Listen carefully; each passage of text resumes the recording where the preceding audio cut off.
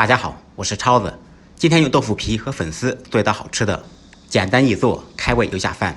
首先把粉丝从中间剪开，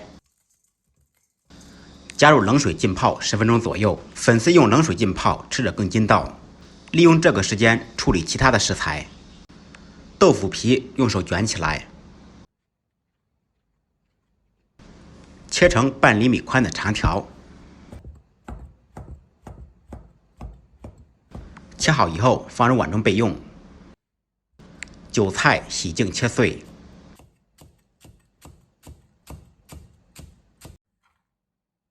再来少许葱花、姜片、大蒜，用刀拍匀剁碎，剁成蒜末。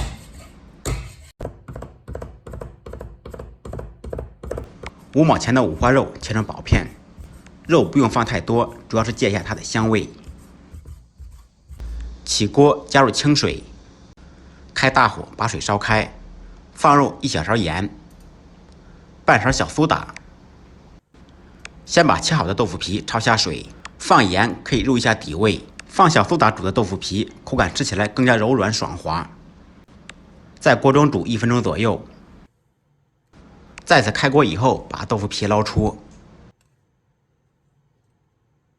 用冷水冲洗一遍，这样豆腐皮吃起来更筋道。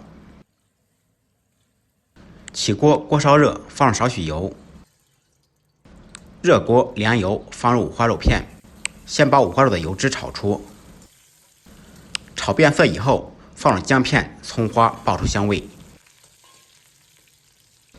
放入1勺干锅酱，没有干锅酱的同学可以放1勺豆瓣酱。干锅酱的制作方法，我的视频中有教程，有兴趣的同学可以搜索一下。烹入料酒去腥，生抽酱油炝锅，增加鲜香味。加入清水，条件好的可以用高汤。放入适量的盐调味，一点白糖提鲜，少许味精同样提鲜。开大火烧开锅，放入泡好的粉丝，焯好水的豆腐皮。再次开大火烧开锅，在锅中煮1分钟左右。1分钟以后关火盛出，倒入盆中。